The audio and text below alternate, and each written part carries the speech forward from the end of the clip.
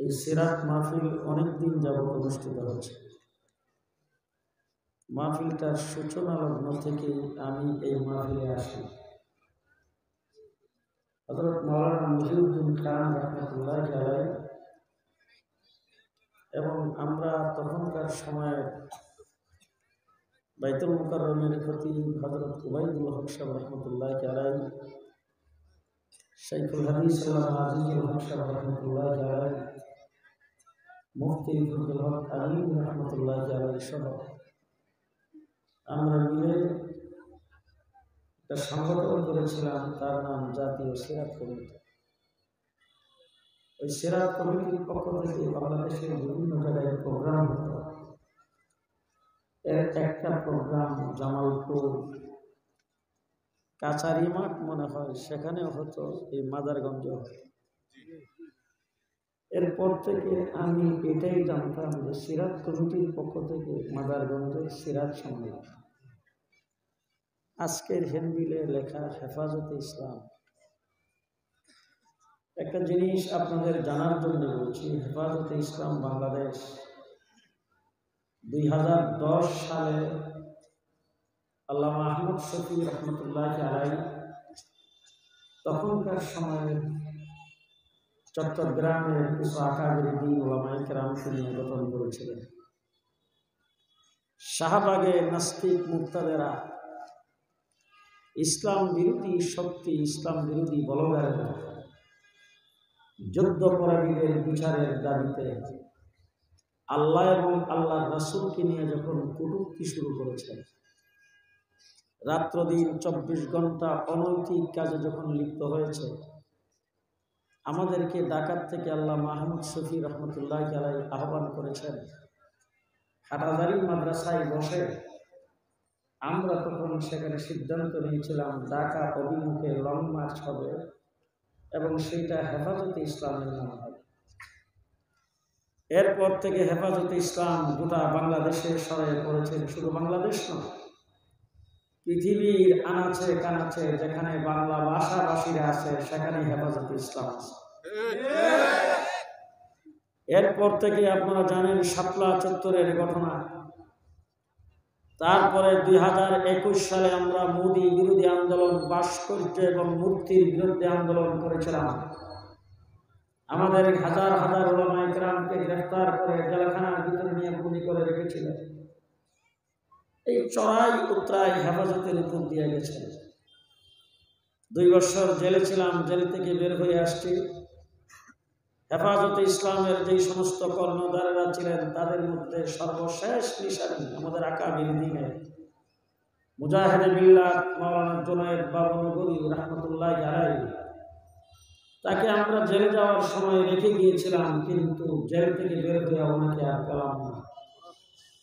মধ্যখান দিয়া জুমলায় মোতেরাজা হিসাবে এই কথাটা দত্তহীন কণ্ঠে ঘোষণা করতে চাই, আল্লামা জুনায়েদ বাবনগরীর স্বাভাবিক মৃত্যু হয় নাই, তাকে সুর প্রয়োজন দিয়ে মারা হয়েছে। জুনায়েদ বাবনগরী সাহেব নাই, কেউ নাই। আমি আমার শুকরিয়াতান বলতেছি আপনাদের জানার জন্য। হেফাজতে ইসলাম যারা করেছিলেন, আমার সিনিয়র যারা ছিল, তারা সবাই দুনিয়া থেকে চলে গেছে। বর্তমান যারা আছেন তাদের মধ্যে আমি সিনিয়র। আমি জেল থেকে বের হয়ে আসার পরে যারা জেলে ছিলেন তারা আস্তে আস্তে বের হইতে শুরু করেছেন। হেফাজতে ইসলামকে নিয়ে আবার ঘুরে দাঁড়াইবার প্রোগ্রাম আমরা বানাইছি। এই হেফাজতে ইসলামকে একটি প্রাতিষ্ঠানিক রূপ দিতে চাই। শাপলা চত্বরে যে হেফাজতে ইসলাম রক্ত দিয়েছেন, আগামী দিনে বাংলাদেশে হেফাজতে ইসলাম হবে এমন একটি সংগঠন, ইসলামের বিরুদ্ধে বাংলাদেশে যে কেউ কোনো টু শব্দ করতে চাবে, করার আগেই যেন ভাবতে হয় যে হেফাজত আছে। আমরা সেই প্রাতিষ্ঠানিক রূপ দিতে চাচ্ছি। এই জন্য হেফাজতে ইসলামের একটি চেইন অফ কমান্ড আছে। মাদারগঞ্জ একটা উপজেলা, সেই উপজেলা হেফাজতের নামে কোনো কার্যক্রম, কোনো কর্মসূচি পালন করতে হলে জেলা কমিটির অনুমোদন লাগবে। জেলা কমিটি কেন্দ্রের অনুমোদন নিয়ে তারপরে আজকে আমরা জেলা কমিটি গঠন ঘোষণা করেছি। এও পূর্ণাঙ্গ না, জেলা কমিটি আমরা আংশিক ঘোষণা করেছি এবং যাদের নাম ঘোষণা করেছি তারা পূর্ণাঙ্গ করবে। জেলা কমিটির পক্ষ থেকে মাদারগঞ্জ উপজেলা সহ প্রত্যেকটি উপজেলা কমিটি হবে, পৌরসভা কমিটি হবে। এইভাবে চেইন অফ কমান্ডের মাধ্যমে আমরা কাজ করতে চাচ্ছি। সুতরাং হেফাজতের মাদারগঞ্জ কমিটি আছে বলে তো আমার জানা নাই, তার কারণ হলো জেলা কমিটি তো আজকে বললাম। আপনারা সুন্দর কমান্ডের মাধ্যমে একে অপরে নিচের স্তর থেকে উপরের স্তরে যোগাযোগের মাধ্যমে আপনারা সুন্দরভাবে কমিটি গঠন করে কাজ চালিয়ে যাবেন, এটা আমার অনুরোধ। এই কমিটি এই আজকের এই সম্মেলন হেফাজতে ইসলামের নামে করেছেন, আপনাদেরকে ধন্যবাদ জানাই, কিন্তু এটা সিস্টেমের বাইরে হয়েছে। দ্বিতীয় নম্বর কথা বলতে চাই, অনেক উলামায়ে কেরাম এখানে বক্তব্য রেখেছেন, আমার পরে এলান করা হয়েছে আর বক্তব্য রাখবেন। আমরা মুহাম্মদুর রাসূলুল্লাহ সাল্লাল্লাহু আলাইহি ওয়াসাল্লামের জীবন আদর্শ আলোচনার জন্য আজকের মাহফিল। আমার রাসূল সাল্লাল্লাহু আলাইহি ওয়াসাল্লামের জীবনী স্বয়ং আল্লাহ নিজে জীবনী আলোচনা করেছেন। আম্মা জানা আয়েশা সিদ্দিকা রাদিয়াল্লাহু তাআলা আনহাকে জিজ্ঞাসা করা হয়েছে, রাসূলের জীবনী সম্পর্কে কিছু বলেন। আম্মা জানা আয়েশা সিদ্দিকা বলেছেন, কানা খুলুকুল কুরআন, 30 পারা কোরআন হলো রাসূল সাল্লাল্লাহু আলাইহি সাল্লামের জিন্দেগি। বিসমিল্লাহর বাদ থেকে শুরু করে সূরা নাসের সিন পর্যন্ত গোটা কোরআন হলো প্র্যাকটিক্যাল, থিওরিক্যাল। আমার রাসূল হলেন প্র্যাকটিক্যাল। 30 পারা কোরআনে যা বলেছেন পুরাটাই রাসূল সাল্লাল্লাহু আলাইহি সাল্লামের জিন্দেগি, সেটা স্বয়ং আল্লাহ পাক আলোচনা করেছেন। 2 নম্বর কথা বলতে চাই, যত মানুষ পৃথিবীতে জন্মগ্রহণ করেছেন, সামনে যারা জন্মগ্রহণ করবে, এর মধ্যে সে ধার্মিক মুসলমান হোক, ইহুদি হোক, খ্রিস্টান হোক, পৃথিবীর যত বরেণ্য ব্যক্তি পৃথিবীর জন্মগ্রহণ করেছেন, জন্মগ্রহণ করবেন, প্রত্যেকটা মানুষের জীবনী গ্রন্থ যদি লেখা হয়, যদি আলোচনা করা হয়, আলোচনাটা জন্ম থেকে শুরু হয়, মৃত্যু হইলেই শেষ। কি বলেন? যে আমাদের দেশের শেখ মুজিবুর রহমান সাহেবের আলোচনা করবেন, কোটালীপাড়ায় জন্মগ্রহণ করেছেন, 32 নম্বরে শেষ। ঘুমাই গেছেন আপনারা? জিয়াউর রহমানের আলোচনা শুরু করবেন, বগুড়ায় জন্মগ্রহণ করেছেন, চট্টগ্রাম সার্কিট হাউসে শেষ। জন্মের আগেও নাই, জন্মের পরেও নাই।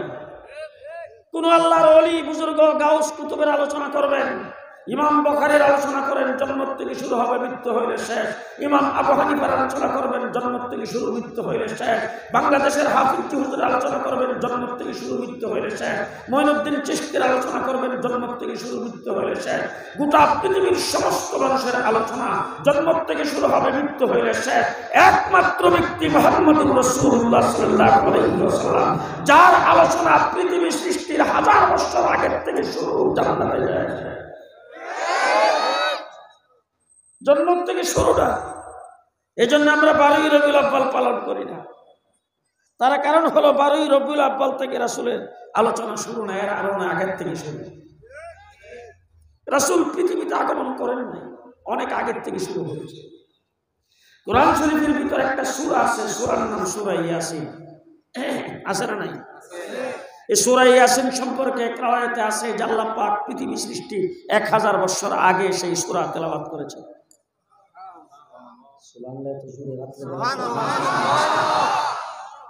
পৃথিবী সৃষ্টির 1000 বছর আগের থেকে আগে আল্লাহ পাক এই সূরা তেলাওয়াত করেছেন। তাহলে সূরার প্রথমে তেলাওয়াতটা আল্লাহ কি করেছেন?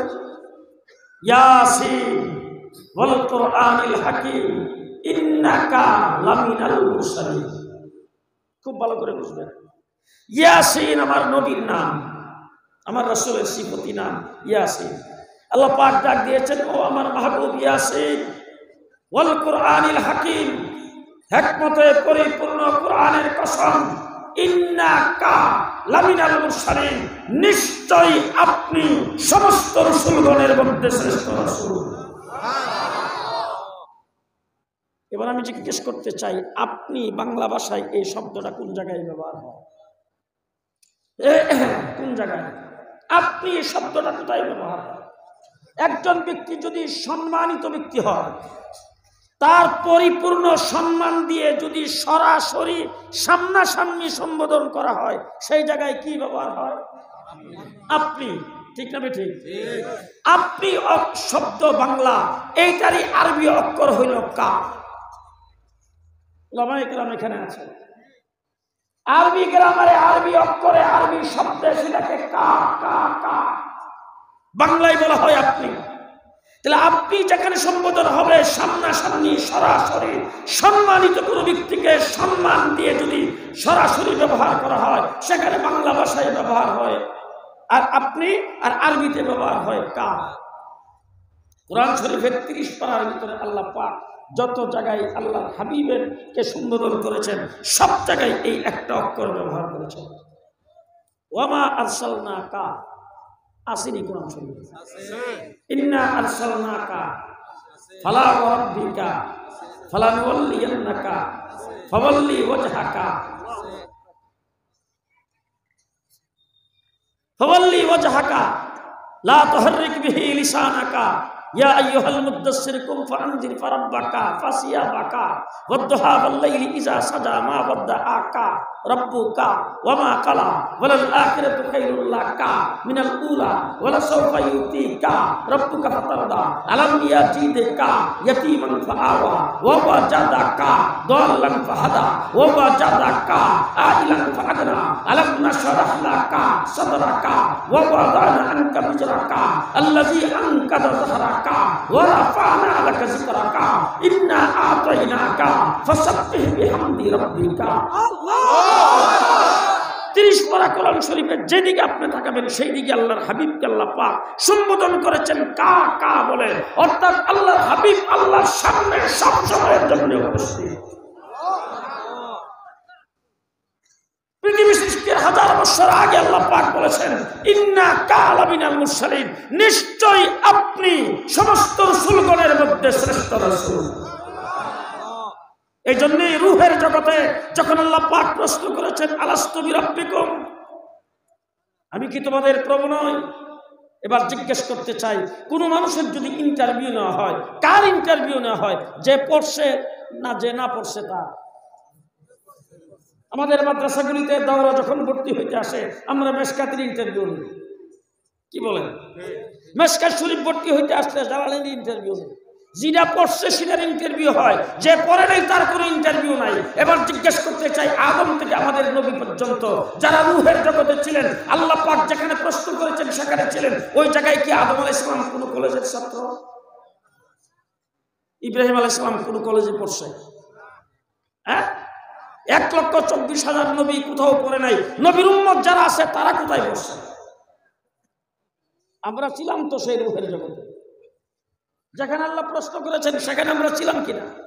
আদমের পৃষ্ঠ থেকে পিপিলিকা নিয়ে তৈরি করেছেন, সেই জায়গায় কি আমরা ছিলাম?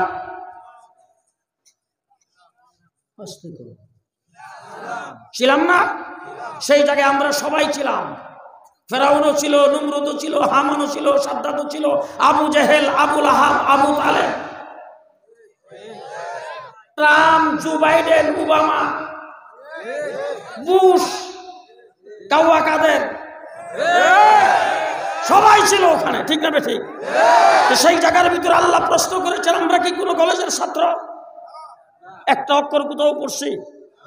1,24,000 নবী, তারা সমস্ত উম্মত যারা ছিল, উম্মতেরা সব নবীদের চেহারার দিকে তাকায় আছে। আমরা কোথাও পড়ি নাই, একটা অক্ষর কোথাও শিখি নাই। আল্লাহ পাক প্রশ্ন করেছেন আমাদের ইন্টারভিউ দিবে, আমরা উত্তর কি জানি? দেখি আমাদের নবীরা কি করে।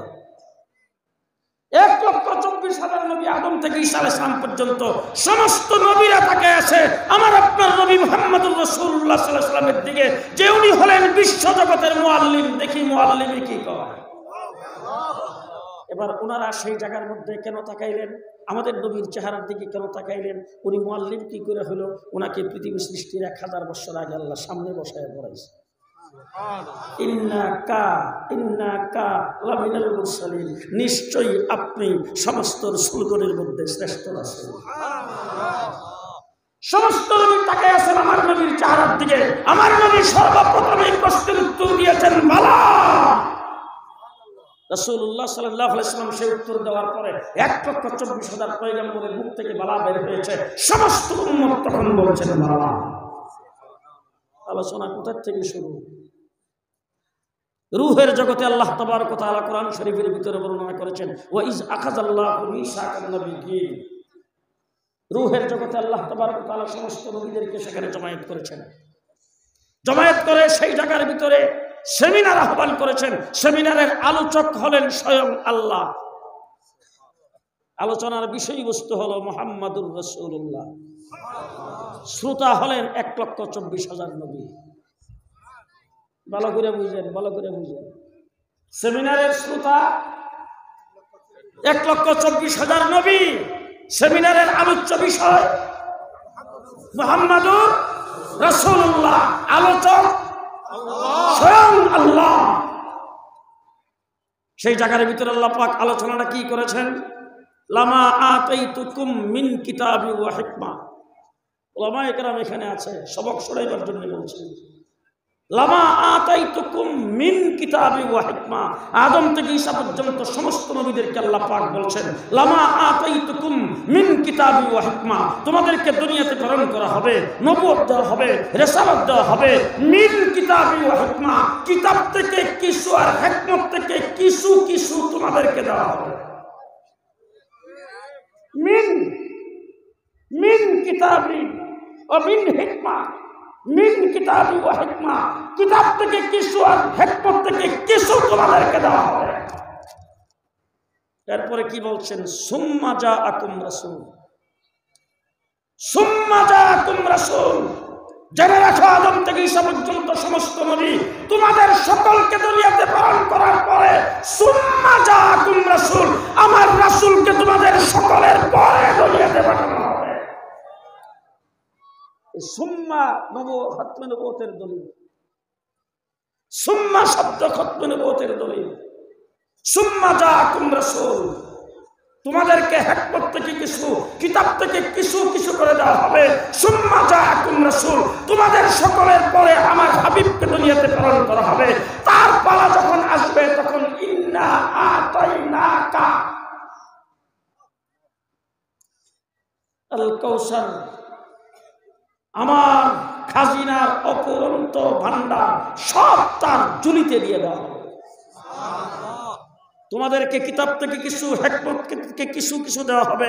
আর আমার হাবিব যখন পৃথিবীতে আসবে তখন আমার অপরন্ত খাজিনার ভান্ডার সব দিয়ে দেওয়া হবে। যেটা মুহাম্মদুর রাসূলুল্লাহ সাল্লাল্লাহু আলাইহি ওয়াসাল্লাম বলেছেন, উতীতু উলুমাল আউয়ালিন ওয়াল আখিরিন। আল্লাহ পাক আমাকে আউয়াল এবং আখিরের সমস্ত ইলম দান করেছেন। মুফাসসিরিনগণ, মুহাদ্দিসিনগণ তার ব্যাখ্যায় লিখেছেন, উতীতু উলুমাল আউয়ালিন, অর্থাৎ আদম থেকে শুরু করে ঈসা আলাইহিস সালাম পর্যন্ত যত নবী পৃথিবীতে আগমন করেছেন সমস্ত নবীকে আল্লাহ পাক যত হিকমত, যত ইলম দান করেছিলেন সবগুলো একত্রিত করে আল্লাহর হাবিবের ঝুলিতে আল্লাহ পাক রেখে দিয়েছেন। সেই নবীর উম্মত খুশি না বেজার? জি। এবার শেষ কথা খুব ভালো করে মনে রাখেন, আমরা জান্নাতে যাইতে চাই সবাই না। আমাদের শেষ ঠিকানা কোথায়? আরো আসতে আমরা কোথায় যাইতে চাই? কে কে জান্নাতে যাইতে চাই? হাত উঠায় দেখাইতে। আমরা সবাই জান্নাতে যাইতে চাই, ঠিক না ঠিক? এবার হাত নামান। উলামায়ে কেরাম এখানে আছে, তাদেরকে সাক্ষী রেখে, তাদেরকে সামনে রেখে বলে যাচ্ছি, জান্নাতের লিস্টটা একটা লিস্টি। এই এক লিস্টিতে যাদের নাম থাকবে তারা জান্নাতি, এই লিস্টিতে যাদের নাম না থাকবে তারা জান্নাতে যাইতে পারবে না। সেই লিস্টটা হলো উম্মতের লিস্ট। সেই লিস্টের কি নাম? উম্মত। উম্মতের লিস্টিতে নাম থাকলে ঠিকানা জান্নাত। আস্তে আস্তে উম্মতের লিস্টিতে নাম থাকলে ঠিকানা জান্নাত, জান্নাত। আর উম্মতের লিস্টিতে নাম নাই, দেশের প্রেসিডেন্ট জাহান্নাম, প্রধানমন্ত্রী জাহান্নাম, সারা পৃথিবীর মাতবর জাহান্নাম। রাসূল বলছে উম্মত না, জাহান্নাম। ঠিকানা কোথায়? জাহান্নাম। আমার নবী মুহাম্মদুর রাসূলুল্লাহ সাল্লাল্লাহু আলাইহি ওয়াসাল্লামের আপন চাচা আবু তালেব জাহান্নামী। হুজুর আকরাম সাল্লাল্লাহু আলাইহি ওয়াসাল্লামকে লালন পালন করেন নাই? আমার রাসূলকে আদর করেন নাই? স্নেহ করেন নাই? মাথায় হাত দিয়ে আদর করে নাই? আঙ্গুলে ধরে কতবার হাঁটাইছে তার ঠিক আছে? ঘুম পাড়াইছে কতবার তার ঠিক নাই, খানা খাওয়াইছে কতবার তার ঠিক নাই, গোসল করাইছে কতবার তার ঠিক নাই। 8 বছর বয়স থেকে দায়িত্ব গ্রহণ পালন শুরু করেছেন মুহাম্মদুর রাসূলুল্লাহ সাল্লাল্লাহু আলাইহি ওয়াসাল্লাম। নবুয়ত পাওয়ার পর 6 বছর পর্যন্ত আবু তালেব সাথে ছিলেন। এবার বলেন তো আবু তালেব জান্নাতে যাবে? না। জি না। রাসূল সুপারিশ করবে তো? না। করতে পারবে তো? না। করার অধিকার পাবে তো? না। কেন? একটা শব্দ ভালো করে মনে রাখবেন, ব্লাডের কানেকশন আছে, উম্মতের কানেকশন নাই। মন থাকবে না? ব্লাডের কানেকশন আছে, বংশের কানেকশন আছে, আপন চাচা, কিন্তু উম্মতের কানেকশন নাই। উম্মতের কানেকশন নাই। এবার কি সহজ বাংলায় আমি আপনাদেরকে বুঝাইতে পারছি? উম্মতের কানেকশন থাকলে ঠিকানা জান্নাত, উম্মতের কানেকশন থাকলে ঠিকানা জান্নাত, উম্মতের কানেকশন নাই ঠিকানা জাহান্নাম। পরিষ্কার? মনে থাকবে তো? মনে থাকবে তো? এবার আসেন দেখি উম্মতের কানেকশন না কিভাবে হবে। খুব ভালো করে শব্দ মনে রাখবেন, শব্দ মনে রাখবেন। সুন্নত উম্মত, বলেন বলেন বলেন বলেন। সুন্নত উম্মত, উম্মত সুন্নত, সুন্নত উম্মত, উম্মত সুন্নত, সুন্নত নাই উম্মত নাই, শেষ। সুন্নত থাকবে উম্মত থাকবে, সুন্নত নাই উম্মত নাই, সুন্নত উম্মত, উম্মত নাই সুন্নত নাই। কথা মনে থাকবে তো? তাহলে রাসূল সাল্লাল্লাহু আলাইহি সাল্লামের উম্মতের লিস্টিতে নাম উঠাইতে গেলে কি লাগবে? কি লাগবে? কোন জায়গায়? জি, মাথার থেকে পায়ের পাতা পর্যন্ত গোটা বুড়িটাকে নবীর সুন্নত দিয়ে সাজাইতে হবে। আপনার ব্যবসা বাণিজ্য, দোকানদারি, কাজকর্ম, পরিবার, বিবি বাচ্চা সব জায়গায় নবীর সুন্নত কায়েম করতে হবে। যতদিন পর্যন্ত সুন্নত কায়েম না হবে উম্মতের খাতায় নাম যাবে না। কথা কি সহজ বাংলায় বুঝাইতে পারছি? রাগ করতেছেন না তো? রাগ করতেছেন না তো? তাহলে মুহাম্মদুর রাসূলুল্লাহ সাল্লাল্লাহু আলাইহি ওয়াসাল্লামের সুন্নতের খাতায় যারা নাম লেখাবে তাদের নামের লিস্টিটা উম্মতের খাতায় উঠবে। সুন্নত উম্মত, সুন্নত উম্মত। মনে থাকবে তো? মনে থাকবে তো? আল্লাহ কবুল করুক। সবাই বলেন আমিন, সবাই বলেন আমিন। সুন্নত যাদের মধ্যে থাকবে, যেই ব্যক্তি সুন্নতের উপর আমল করবে সেই ব্যক্তির চলাফেরা হবে সিরাতে মুস্তাকিম। সেই রাস্তার নাম, সেই রাস্তার নাম, সেই রাস্তার নাম সিরাতে মুস্তাকিম। সিরাতে মুস্তাকিমের যে রাস্তাটা, এই রাস্তা দিয়ে যে গাড়িটা চলছে জান্নাতে যাওয়ার জন্য, সেই গাড়ির চাক্কা 3টা। কয়টা? সিএনজির কয় চাক্কা? 3 চাক্কা। টেম্পো 3 চাক্কা। বিমানেরও কিন্তু 3 চাক্কা। কয়টা? 3টা। রিক্সা 3টা। ভ্যান 3টা। কয় চাক্কা? 3টা। 3 চাক্কার গাড়ি কোথায় যাবে? জান্নাতে। কোথায় যাবে? জান্নাতে। সিরাতে মুস্তাকিমের সড়কে চলবে, সোজা যাবে জান্নাত। চাক্কাটি ভালো করে মনে রাখেন। 1 নম্বর চাক্কা কওমি মাদ্রাসা। আপনারা যদি মাথা লাড়া না দেন হেরা কই বিষয় কথা বলতেছে। 1 নম্বর চাক্কা কওমি দেওবন্দি মাদ্রাসা, 2 নম্বর চাক্কা বেদাতবিহীন খানকা, 3 নম্বর চাক্কা গাট্টিওয়ালার দল। বুঝে আসছে না? জি বুঝে আসছে? বুঝে আসছে? আজকের গোটা পৃথিবীতে এমন কোন এয়ারপোর্ট নাই যে এয়ারপোর্ট দিয়া গাট্টিওয়ালারা গমন করে না। গোটা পৃথিবীর আমেরিকা রিপোর্ট করেছে 33 কোটি মানুষ শুধু গাট্টিওয়ালাদের দাওয়াতে ইসলাম কবুল করেছে। আজকে নিউ ইয়র্কে 550 উপরে মসজিদ, লন্ডন শহরে 600 উপরে মসজিদ, 100 উপরে দাওরায়ে হাদিস পর্যন্ত মাদ্রাসা। যাচাই বাছাই করে দেখেছি সব জায়গার মাদ্রাসা মসজিদ কায়েম করেছে গাট্টিওয়ালার দলে না। গোটা পৃথিবীর রন্ধ্রে রন্ধ্রে ইসলামকে ঢুকিয়েছেন, নবীর সুন্নতকে জিন্দা করেছেন তাবলীগ জামাত। ঠিক না ঠিক? এবার আমরা যারা হেফাজতে ইসলাম করি, আমেরিকা বলছে সন্ত্রাসী। আমার দেশের লেডি প্রধানমন্ত্রী যারা পরাজিত শক্তি তারাও বলছে সন্ত্রাসী। শাপলা চত্বরে আমাদের উপর 1,54,000 গুলি চালানো হয়েছে। আজকে আমার বাংলাদেশের বিএনপি নির্যাতিত হয়েছে, জামাত নির্যাতিত হয়েছে, বিরোধী দল যারা আছে তারা নির্যাতিত হয়েছে, তাদের 15 বৎসরের সমস্ত নির্যাতন একত্রিত করলে আমার শাপলা চত্বরের এক রাত্রির সমান হবে না। এই নির্যাতন আমাদের উপর করেছে এবং আমাদের উপরে টেক লাগিয়েছে। আমরা নাকি রংনাইকে বসাছিলাম, আমরা গাছ কাটছি, আমরা কোরআন শরীফে আগুন দিছি। কথাটা বললাম এই জন্য, আমাদেরকে সন্ত্রাসী টেক লাগায়। আমরা জোর গলায় কথা বলি। 1.5 মাস রিমান্ডে ছিলাম, 1.5 মাস ডিবি অফিসে। আমাকে প্রত্যেক দিন গালি দিত, তুই পাকিস্তানি রাজাকার। একদিনের জন্য পাকিস্তান যাই নাই বাবা। আমেরিকা গিয়েছি, কানাডা গিয়েছি, ইউরোপে গিয়েছি, ইংল্যান্ডে গিয়েছি, গোটা পশ্চিমা দলীয় ঘোরাফেরা করি, একদিনের জন্য পাকিস্তান যাই নাই। আর ইচ্ছা করলেও পাকিস্তান যাইতে পারবো না। তার কারণ হলো আমার দেশের বর্ডারের সাথে পাকিস্তানের বর্ডারের কোনো সংযোগ নাই। আমি ইচ্ছা করলেও পাকিস্তান যাইতে পারবো না। পাকিস্তানের সাথে আমাদের আলাদা কোনো সম্পর্ক নাই। আজ পর্যন্ত কোনোদিন বক্তৃতায় দাঁড়ায় বলছি নাকি স্বামী স্ত্রীর সম্পর্ক? কথা বলেন না কেন? স্বামী স্ত্রীর সম্পর্ক যারা বলছে তারা তো দেশ থেকে বাইরে গেছে। এখন মেয়ে যদি কারো সঙ্গে প্রেম লাগায় আর ঘর থেকে যদি বাইরে বাইরে চলে যায়, এই মেয়েকে তো মেয়ে বলে স্বীকার করে না অনেকে। কথা বলেন ঠিক না ঠিক? আজকে যাদের সঙ্গে স্বামীর সম্পর্ক করছো, প্রেম করে তাদের কুলে বাইরে গেছো, আবার বাংলাদেশ নিয়ে ষড়যন্ত্র করবে। ওর সর্বনাশ, আমাদের মেয়েটাও বাগায় নিল, আবার যৌতুক চাও।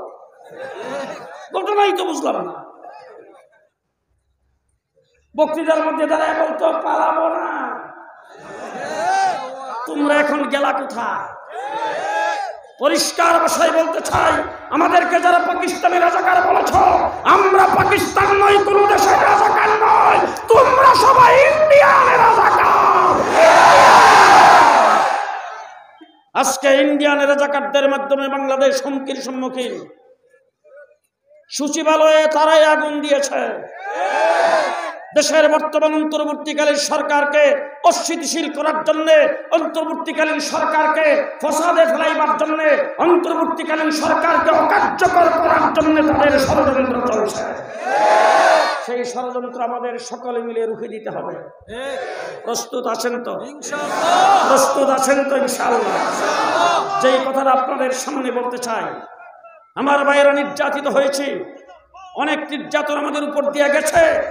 এই নির্যাতন হয়েছে আল্লাহর নবীর ইজ্জত রক্ষার জন্য। শাপলা চত্বরে আমরা গিয়েছিলাম আর কোনো স্বার্থে নয়, আল্লাহর নবীর ইজ্জত রক্ষার জন্য গিয়েছিলাম। আজকে পরিষ্কার ভাষায় বলে যাচ্ছি, আমার জীবন চলে যাবে সেটা আমার দেখার বিষয় নয়। আমার জীবনের, আমার শরীরের প্রতিটা রক্তের ফোঁটা আল্লাহর নবীর ইজ্জতের জন্য রেখে দিলাম। ঠিক কিনা বলেন?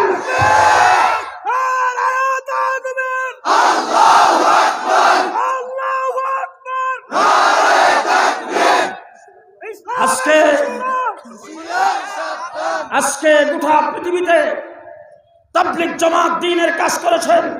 আমাদেরকে সন্ত্রাসী ট্যাগ লাগানো খুব সহজ, কিন্তু তাবলীগকে সন্ত্রাসী ট্যাগ লাগাইতে পারে না। তার কারণ হলো এরা মাটির নিচে, জমিনের নিচে আর আসমানের উপরের কথা কয়। ইহুদি খ্রিস্টান তাদের তাবলীগ জামাতে গেছে, যায় সাল লাগাইছে।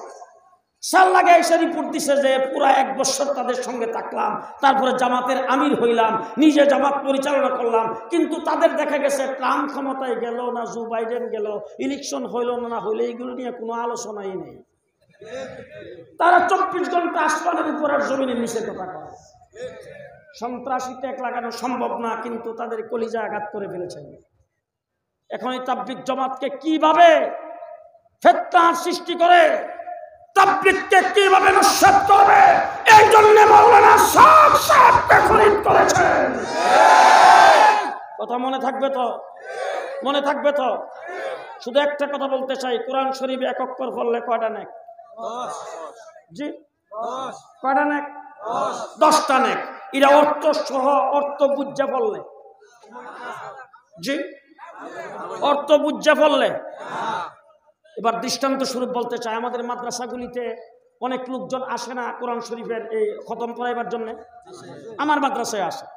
আমার মাদ্রাসায় আসছে একটু কাছে বলছে, হুজুর 2 খতম কোরআন শরীফ পড়াইতে চাই, আমার বাবা মারা গেছে। তো আমি হেফজখানার হাফিজ সাহেবকে ডাক দিছি। ডাক দেয় না, হাফিজ সাহেবকে বললাম, হাফিজ সাহেব 2 খতম কোরআন শরীফ পড়তে হয়। হাবিব সাহেব বলছে 9টা বাজে গেছে, এখন ছাত্রদের ছুটি হওয়ার সময়, ঠিক আছে হুজুর আধা ঘন্টার ভিতরে পড়াইয়া দিই। হাবিব সাহেব নিয়ে গেল, নিয়ে আধা ঘন্টা পরে আমারে হাবিব সাহেব খবর দিল হুজুর খতম শেষ। আমি বললাম দোয়া করে দিন। হাবিব সাহেব যে খতমটা পড়াইলো মাদ্রাসার ছাত্রদের দিয়া, এদের ফেডের ভিতরে যদি 100টা বুম মারি বিসমিল্লাহর অর্থ, হ্যাঁ বুম মারলে বিসমিল্লাহর অর্থ বাইরিব? এদের দিয়ে যে কোরআন শরীফ খতম করাইলাম কোন নিয়তে? জি বাবার নামে খতম করাইতে আসলো, বাবার মাগফিরাত হয়ে যাবে কোরআন খতম করাইলে, মাগফিরাতের আশাই করাইলাম। ঠিক না ঠিক? ঠিক না ঠিক? এবার জিজ্ঞেস করতে চাই, রাসূল সাল্লাল্লাহু আলাইহি ওয়াসাল্লাম বলছেন 1 অক্ষরে 10টা নেক। এখন হুজুর আকরাম সাল্লাল্লাহু আলাইহি ওয়াসাল্লাম দেখলেন উম্মতকে তো ভালো করে বুঝায় বলা দরকার। কেমন ভাবে বুঝায় বলছেন? বলে আলিফ লাম মিম, এই 3টা অক্ষর, হা মিম তা সিন মিম কোরআন শরীফে আছে না নাই?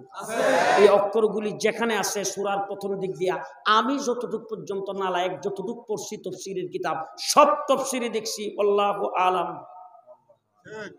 জি তাহলে এই অক্ষরগুলির মুরাদ, এই অক্ষরগুলির অর্থ, এই অক্ষরগুলির ব্যাখ্যা কে জানে? আল্লাহ।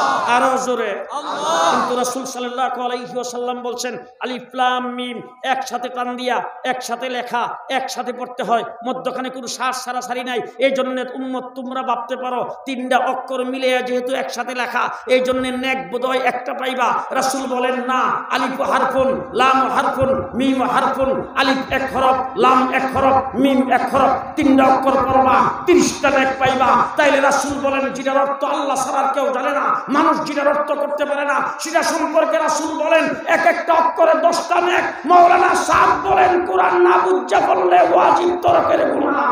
নাউজুবিল্লাহ। নাউজুবিল্লাহ যে কইছেন আমার কেন যারা আছে এরা কোন বলে? মুসলমান শেষ কথা বলছি, 2013 সালে শাপলা চত্বরে শেষ রাত্রের বেলা ঘুমন্ত জিকিররত মুনাজাতরত সাজদারত তাহাজ্জুদরত মানুষের উপরে আওয়ামী হায়না বাহিনী যেইভাবে ঝাঁপায় পড়ছিল, ঠিক একই কায়দায় গত ডিসেম্বরের 17 তারিখ দিবাগত রাত্রে টঙ্গীর ময়দানে সাদিয়ানি বাহিনী ঝাঁপায় পড়েছে। তাদের মধ্যে আর সেই পরাজিত শক্তির মধ্যে কোনো পার্থক্য নাই। পরিষ্কার ভাষায় বলছি, তারা ভারতের রয়ের এজেন্ট, তারা ভারতের দালাল, তারা আওয়ামী শক্তির দালাল। সুতরাং টঙ্গী ইজতেমার মাঠে যারা রক্ত জড়িয়েছেন তাদের তাবলীগ বাংলাদেশের কোনো মসজিদে চলতে পারে না, তাদের তাবলীগ ইজতেমা টঙ্গীর মাঠে আর হইতে পারে না। শেষ কথা আপনাদেরকে বলবো, ছাত্রলীগকে যদি সন্ত্রাসের দায়ে নিষিদ্ধ ঘোষণা করতে হয়, নিষিদ্ধ ঘোষণা করা যায়, তাহলে সাদিয়ানি বাহিনীকে সন্ত্রাসী বলে নিষিদ্ধ ঘোষণা করতে হবে। কে রাজি আছেন? ইনশাআল্লাহ। রাজি আছেন সবাই? শেষ কথা শুনেন, শেষ কথা, আমাদের দেশটা মুসলমানের দেশ। আস্তে করে আস্তে আস্তে, কার দেশ? আমরা মুসলমান হিসাবে স্বাধীন। কি হিসাবে স্বাধীন? মুসলমান। আরো আস্তে, মুসলমান। আমরা পূর্ব পাকিস্তান হয়েছিলাম কি মুসলমান হওয়ার কারণেই তো। একটা হইল হিন্দুস্তান আর একটা হইল পাকিস্তান। তা আমরা হিন্দুস্তান না হইয়া পাকিস্তান হইলাম কেন? আস্তে কর, আমরা মুসলমান এই জন্য হয়েছিলাম পাকিস্তান। ঠিক না ঠিক? পশ্চিম পাকিস্তানিরা যখন আমাদের উপর জুলুম নির্যাতন করেছে তখন আমরা অস্ত্র ধরে পশ্চিম পাকিস্তানিদের বিরুদ্ধে লড়াই করেছি 9 মাস। কয় মাস? 9 মাস যুদ্ধ করে বাংলাদেশ স্বাধীন করেছি। এবার আসেন দেখি, কাশ্মীর হিন্দুস্তানের অংশ, 70 বছর যাবৎ লড়াই করতেছে, ওই সিনি স্বাধীন? জি। আসাম 40 বছর যাবৎ লড়াই করতেছে, ওই সিনি স্বাধীন? পরিষ্কার ভাষায় বলে যাচ্ছি, আজকে যারা স্বাধীনতার পক্ষ শক্তি বলে দাবি করো, ইতিহাস মানুষকে ভুলাইয়া দিবা না, সঠিক ইতিহাস আমাদের কাছ থেকে জেনে নাও।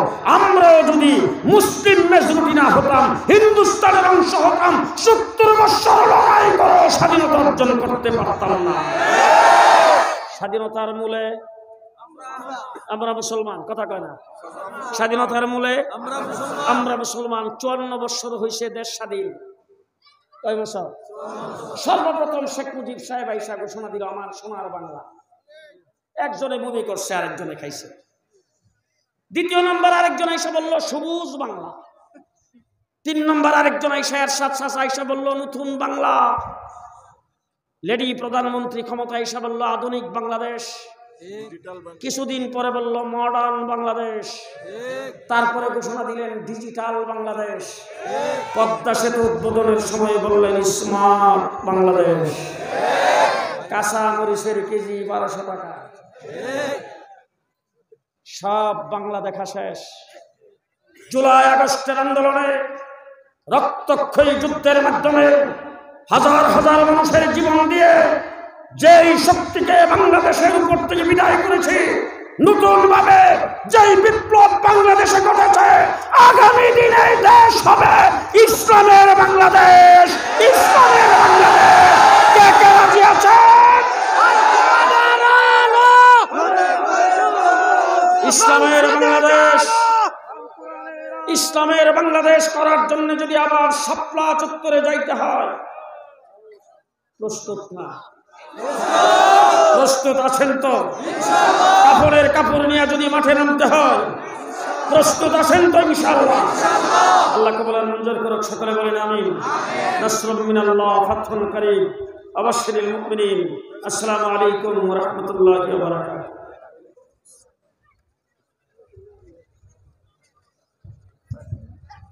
আলহামদুলিল্লাহ।